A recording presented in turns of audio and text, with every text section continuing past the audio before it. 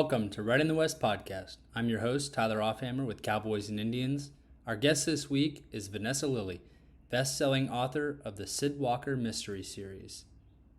So The Bone Thief, set to be released October 28th, is the second Syd Walker novel after Blood Sisters. What drew you back to this character, and how do we see her evolving in this new story? Yeah, so Syd Walker was a character who was very personal for me for a couple of reasons. First of all, I wanted to give her some of my own background. So she's white presenting Cherokee like me. Her family history is very similar to mine. This idea that they're from kind of outside Nashville originally, they were on the Trail of Tears, removed and then settled in northeastern Oklahoma. And even her last name, Walker, is my family last name. In fact, the ancestors of mine that were on the Trail of Tears, their last name was Walker. And our family cemetery and homestead land is still, under that family name. So I wanted to include that because so much of Indigenous identity is fighting erasure. And I felt like, wow, wouldn't it be great to actually use the real name of my ancestor in the pages of a book? And it's also important to me because, publishing is really, in my opinion, just now opening more doors to Indigenous voices. They're not relying on the views of mostly white people to write Indigenous characters or points of view. They're actually letting those voices through. And there's a couple notable exceptions, but for the most part, really, the Indigenous perspective was through a white lens. And so now I felt like getting a seat at the table, which is an honor, but it also comes with a responsibility to make sure the voice and the seat that I'm taking is really kind of meant for me. And I felt like Cherokee, again, even Oklahoma Cherokee, white presenting Cherokee, all of those factors, that's a seat I feel comfortable taking, right? That's my voice. I didn't want to write from another tribe's point of view. I actually didn't even want to write like from Eastern Band Cherokee. Um, to me, it felt much more appropriate to keep it centered in my experience. And if there was hopefully a time in the future where there are just so many Indigenous voices, I could feel comfortable taking up other spaces. But I just feel like right now there's just only so many seats at the table, and I only wanted to take one that felt appropriate for my background. So Syd is pretty close in that way.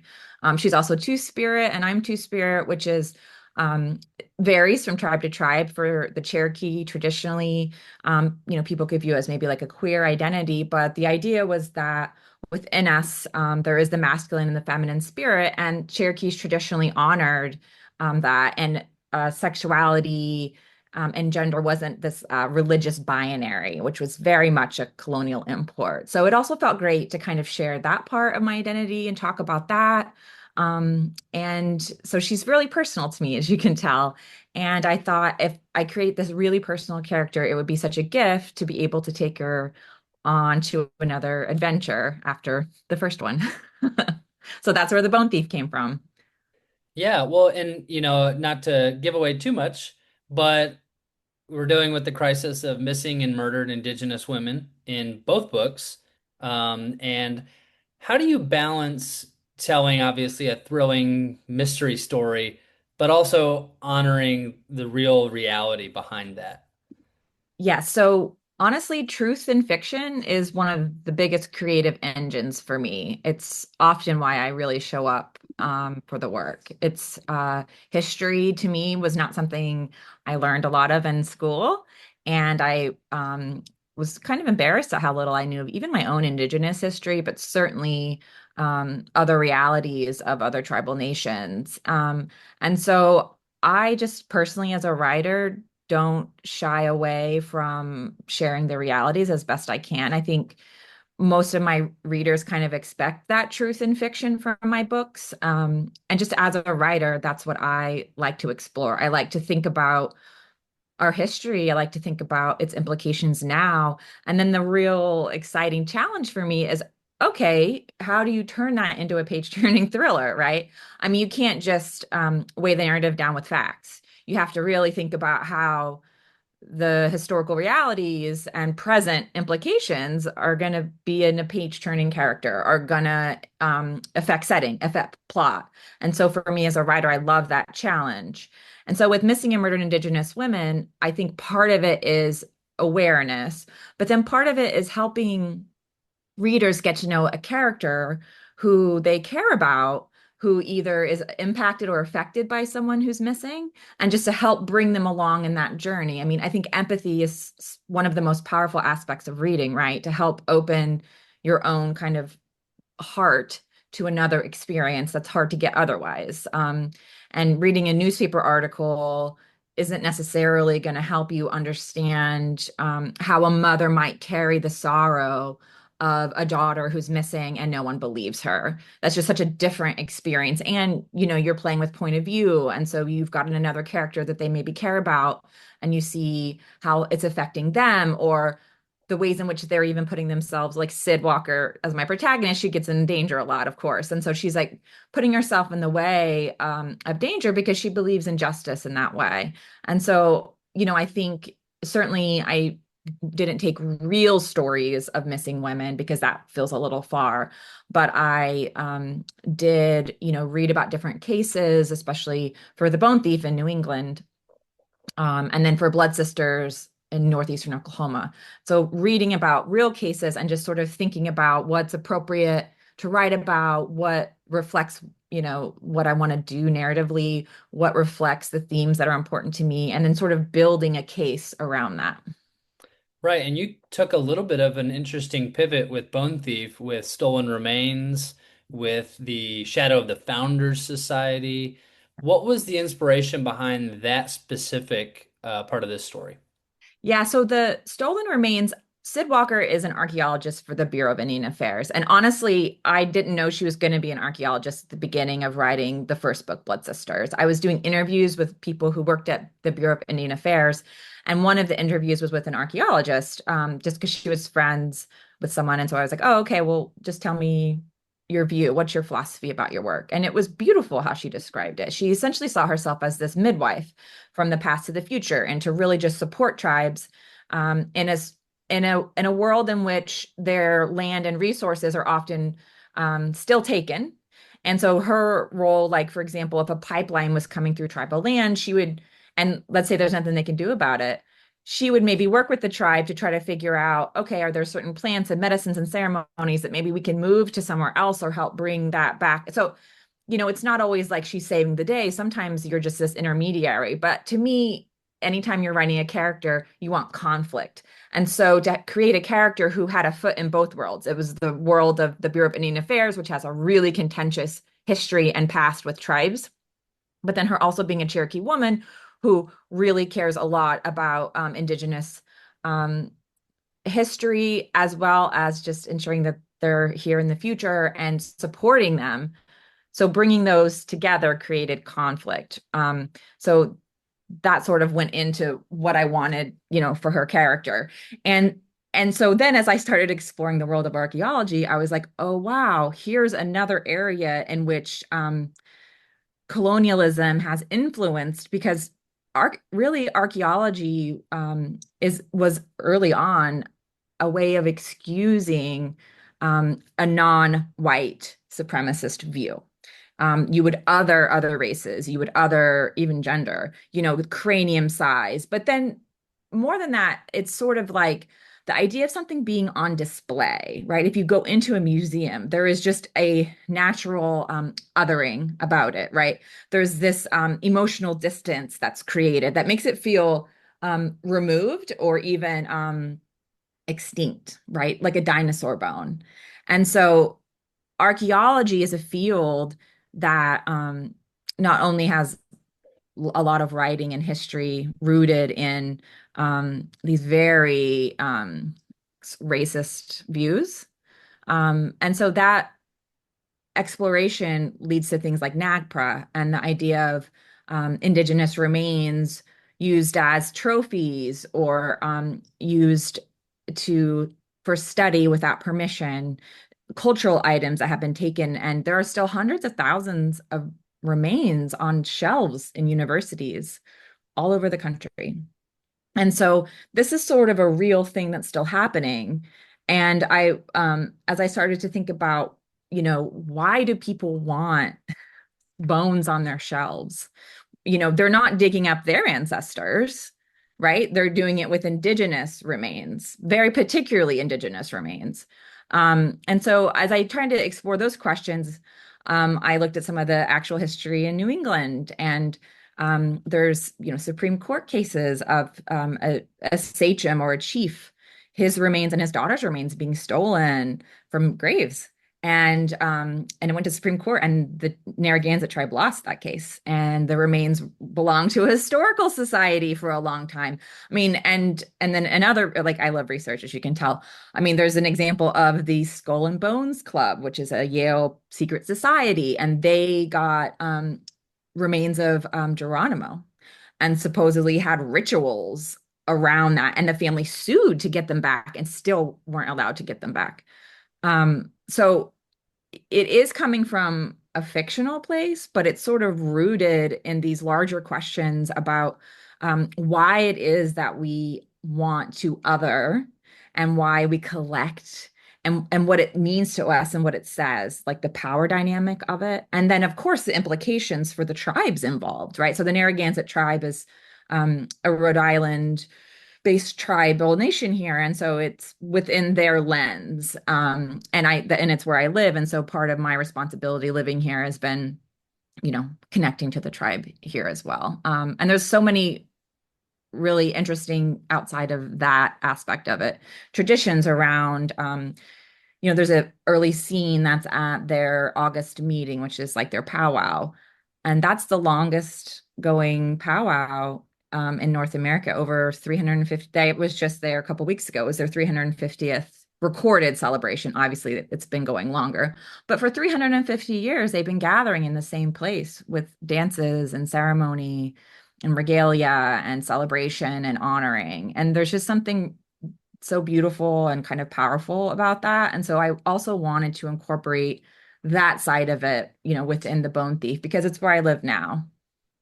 Well, and what's interesting to me too is in the novel, there's also the living, members of this tribe and the people who are impacted by all of these choices throughout history. And you highlighted a number of things, modern issues that they face, like generational violence, long-held secrets that, at least in our novel, refuse to stay buried for much longer.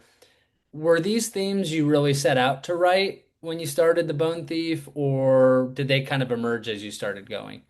Yeah, I think some of it is start around questions like, what does it mean to live in a country that was founded based on violence? And, I did a lot of research into particularly this part of American history. I mean, I think the Mayflower is a little piece of the Bone Thief, because I think that's just such a clear moment. Most people know the Mayflower, but there's certainly other moments in colonialism.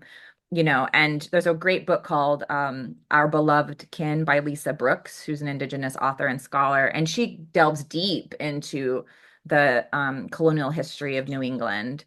Again, my job as a thriller writer is to think of like contemporary implications for it, but I was certainly fascinated, by that time period, and wanted to kind of, I guess, delve into some of those questions around, all right, I mean, I have benefited from colonialism, even though I'm Indigenous. So, like, what does that mean for me?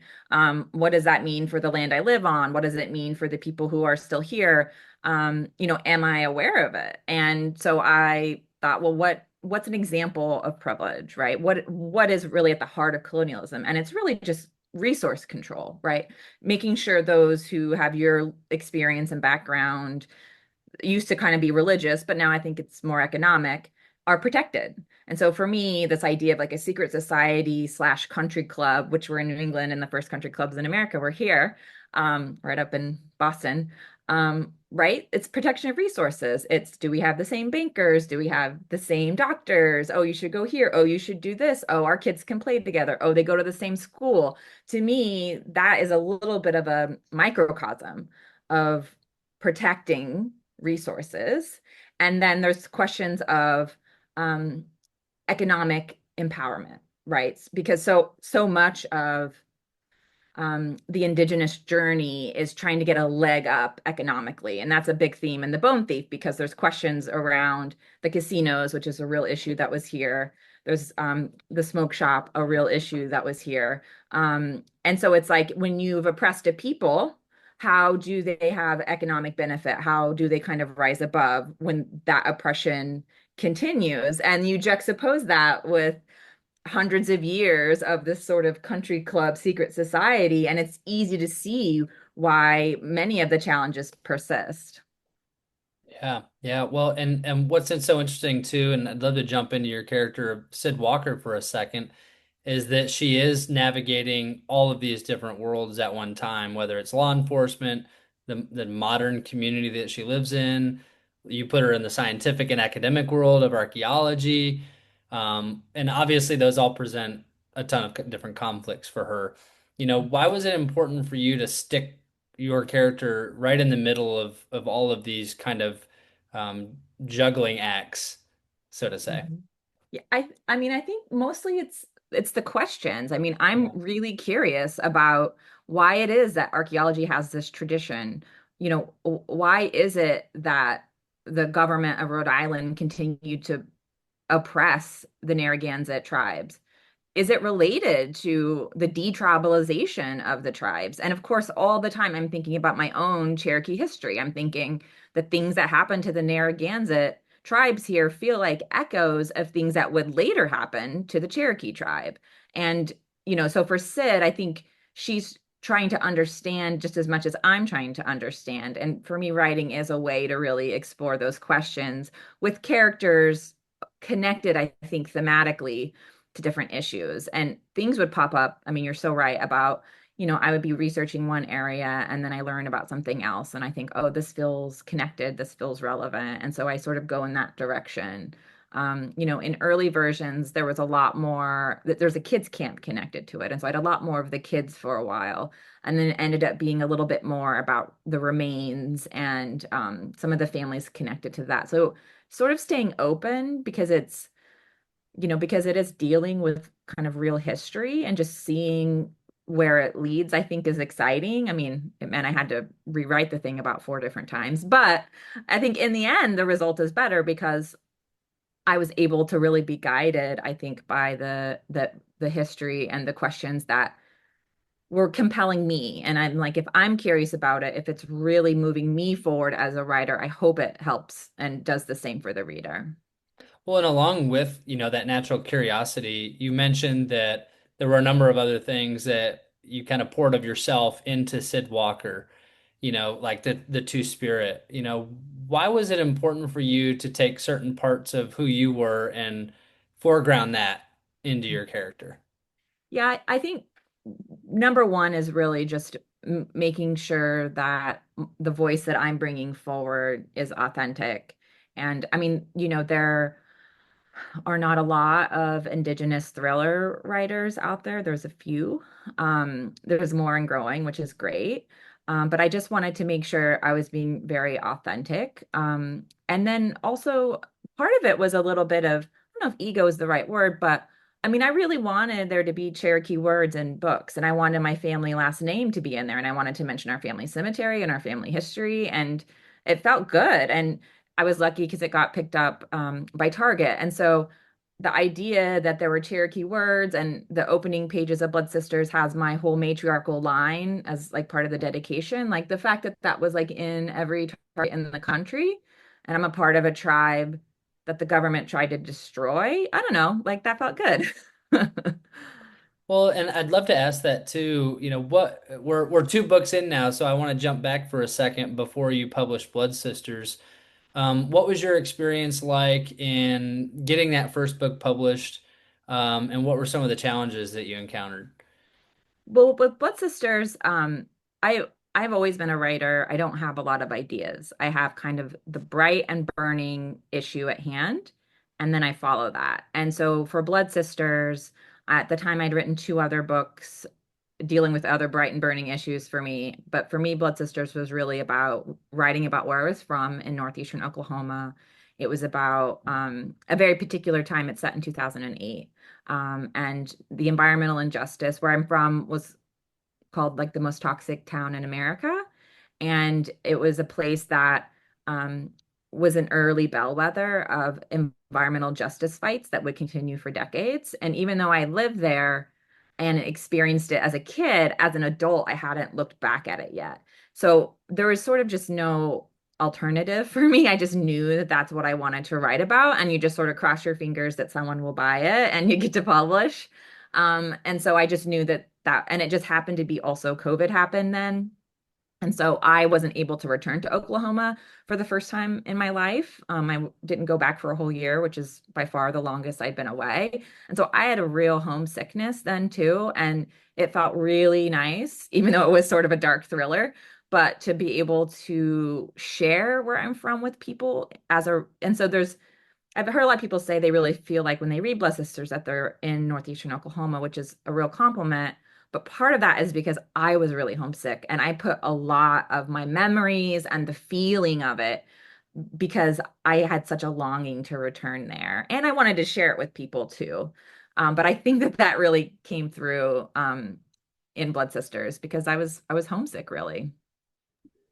And correct me if I'm wrong, did you intend for Blood Sisters to start out as a series? I did when Okay. I was lucky. The Blood Sisters book went to auction, so I talked to several different editors about their vision, and I ended up with Jen Monroe at Berkeley, who's been a wonderful editor. And she loved the idea of it being a series, and Berkeley was really supportive of that.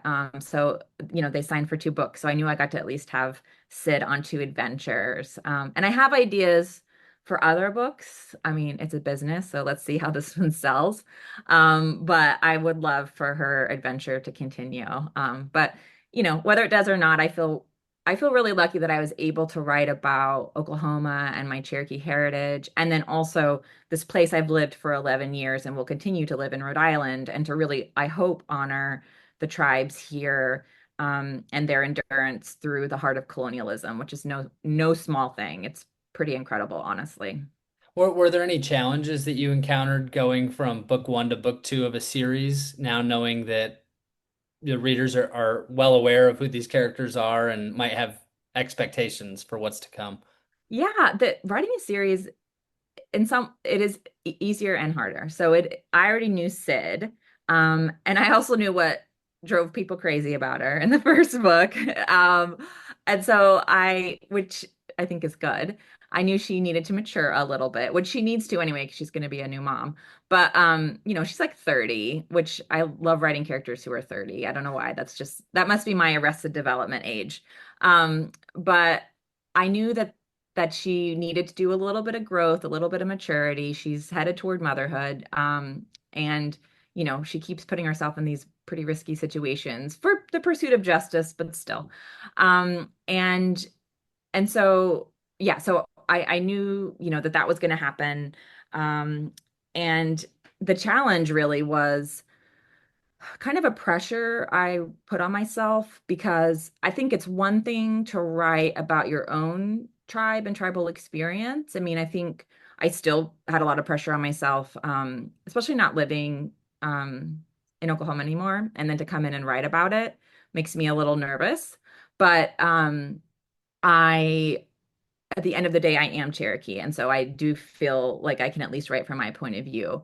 And while that character continued with the Bone Thief, most of the tribal representation in the Bone Thief is the Narragansett tribe, and that's definitely not my tribe.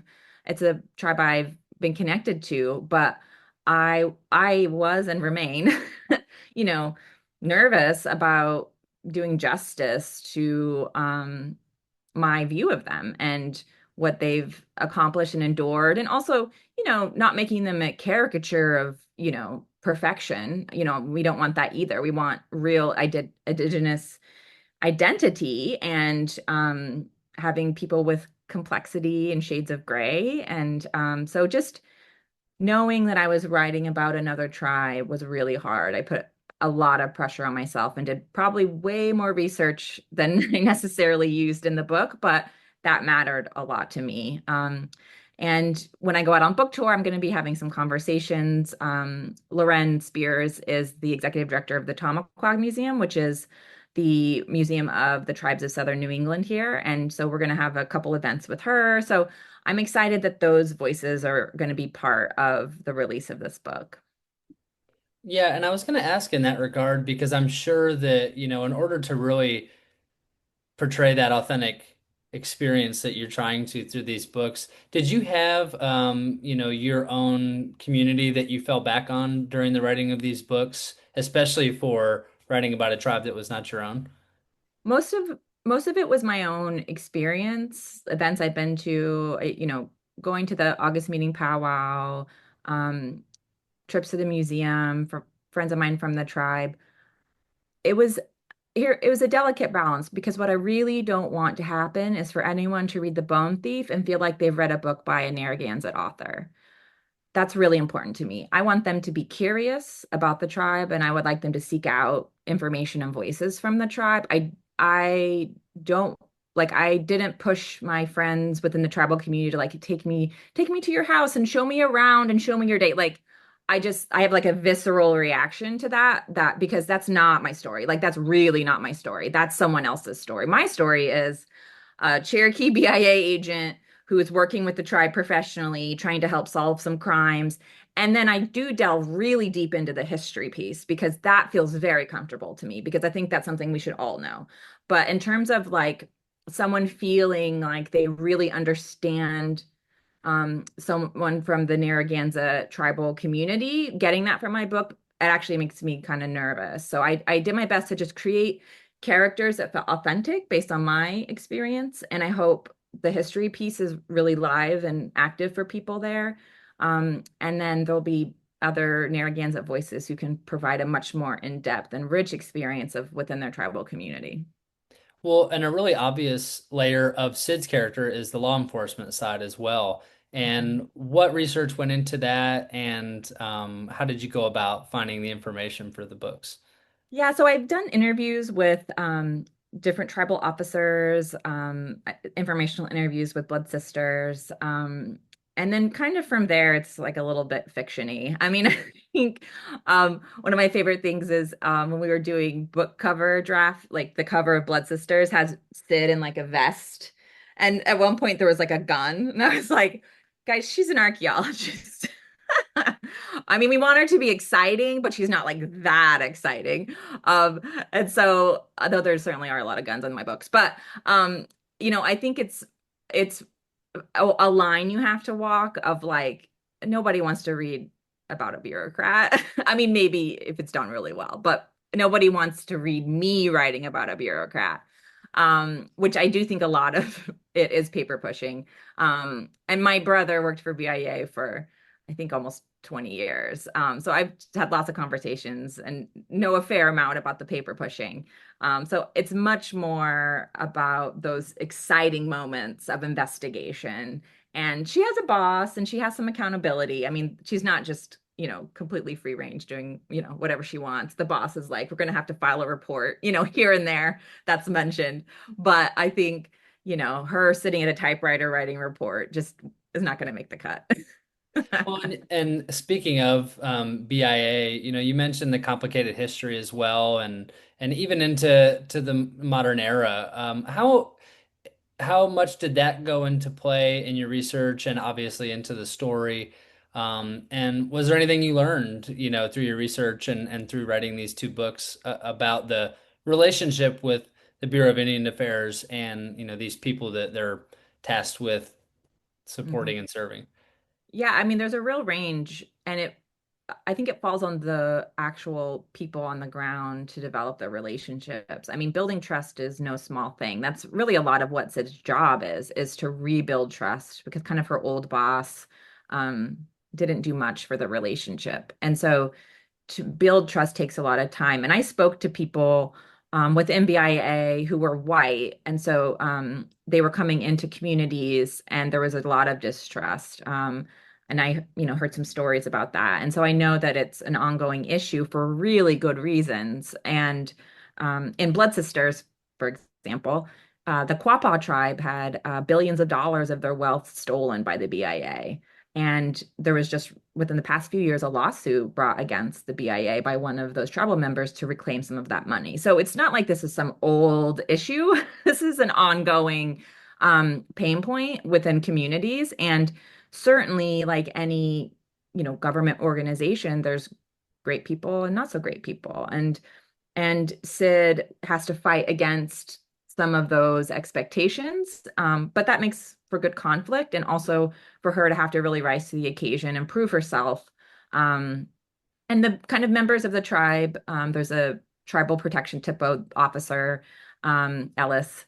And, I sort of made him definitely not based on anyone, but just sort of like a good guy who's doing his best as well, right? Because he can't just be best friends with the BIA person necessarily. I mean, he has a lot of obligation to his tribe. And also, it's hard, to trust people, and Syd has to kind of cross her T's and dot her I's on the BIA side too. So it's a little bit of a dance, I think, between them, but that again makes it interesting. If it was easy, you wouldn't be turning the pages as fast.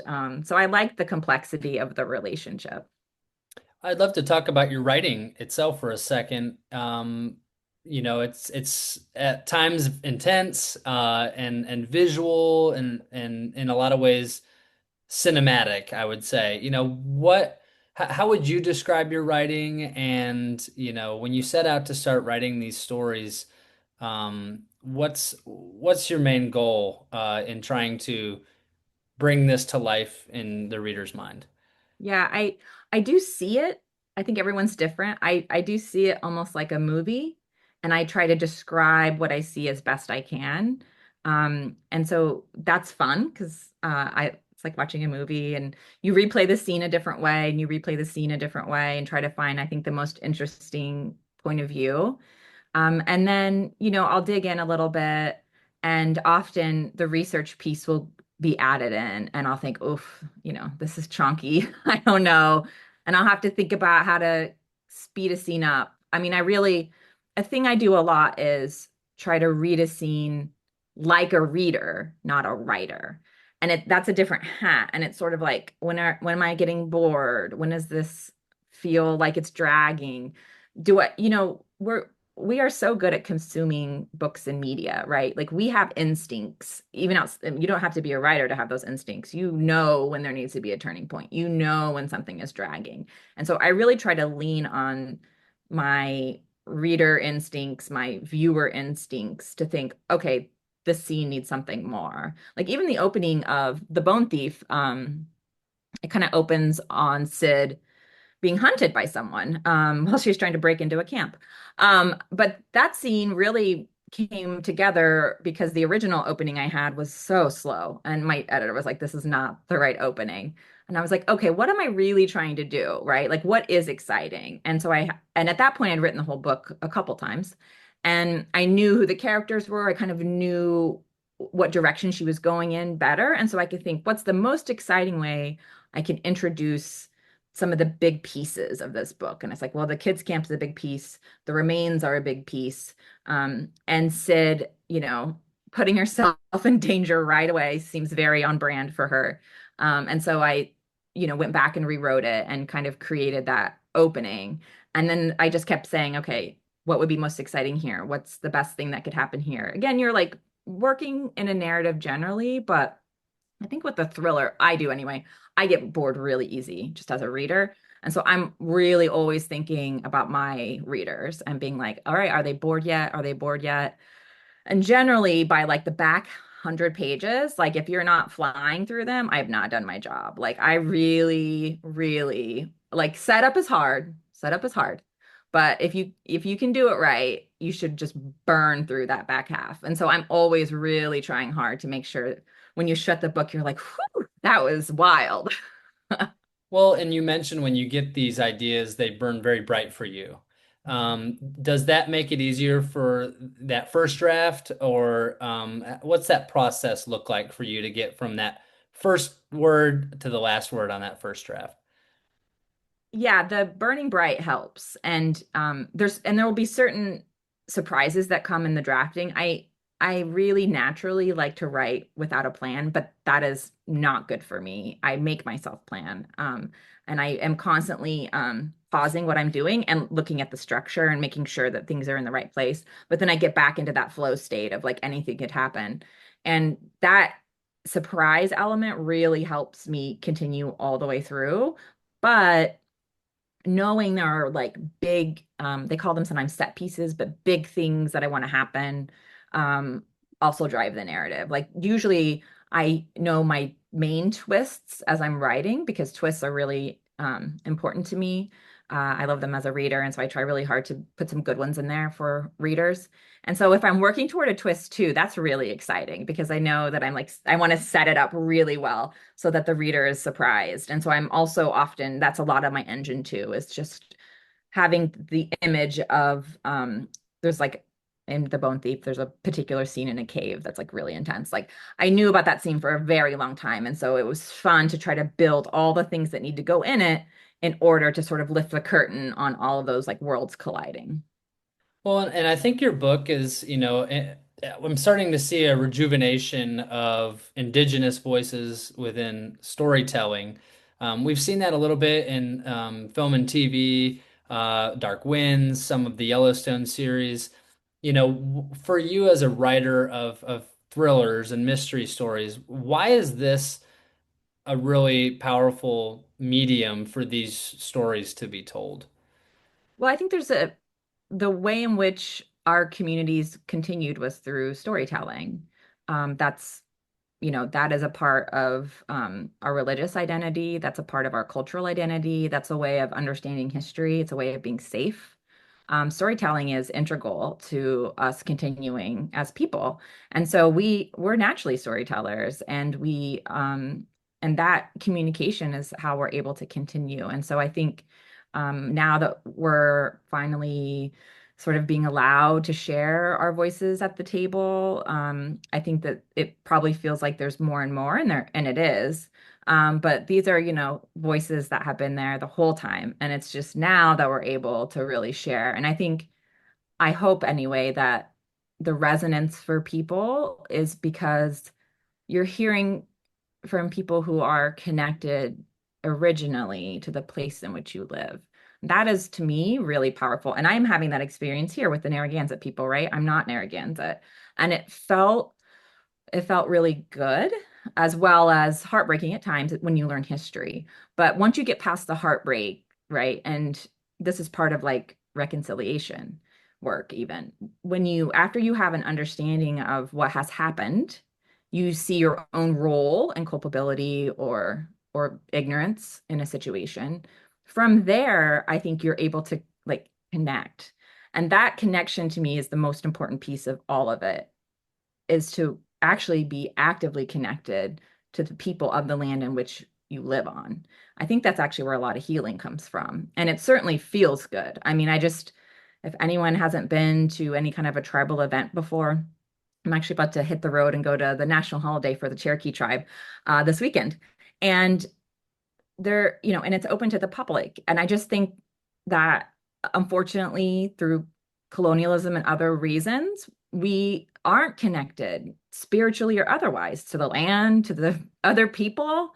I think boxes and driving from here to there is sort of is the way in which it continues. And so I think we need to fight against it. And I think we need to read voices that are connected to the land and the history.